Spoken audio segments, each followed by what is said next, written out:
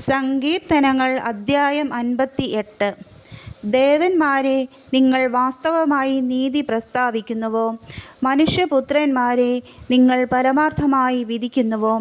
നിങ്ങൾ ഹൃദയത്തിൽ ദുഷ്ടത പ്രവർത്തിക്കുന്നു. ഭൂമിയിൽ നിങ്ങളുടെ കൈകളുടെ നിഷ്ഠൂരത തൂക്കിക്കൊടുക്കുന്നു. ദുഷ്ടന്മാർ ഗർഭം മുതൽ ഭ്രഷ്ടന്മാരായിരിക്കുന്നു. അവർ ജനനം മുതൽ ഭോഷ്കു പറഞ്ഞ് തെറ്റി നടക്കുന്നു. അവരുടെ വിഷം സർപ്പവിഷം പോലെ, അവർ ചെവിയടഞ്ഞ പൊട്ടയണലി പോലെ ആകുന്നു.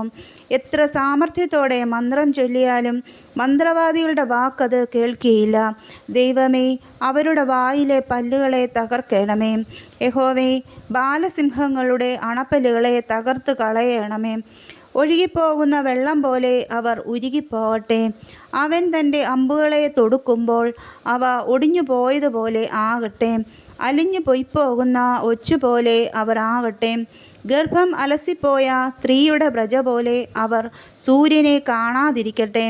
നിങ്ങളുടെ കലങ്ങൾക്ക് മുൾത്തീ തട്ടും മുമ്പേ പച്ചയും വെന്തതുമെല്ലാം ഒരുപോലെ അവൻ ചുഴലിക്കാറ്റിനാൽ പാറ്റിക്കളയും. നീതിമാൻ പ്രതിക്രിയ കണ്ട് ആനന്ദിക്കും. അവൻ തൻ്റെ കാലുകളെ ദുഷ്ടന്മാരുടെ രക്തത്തിൽ കഴുകും.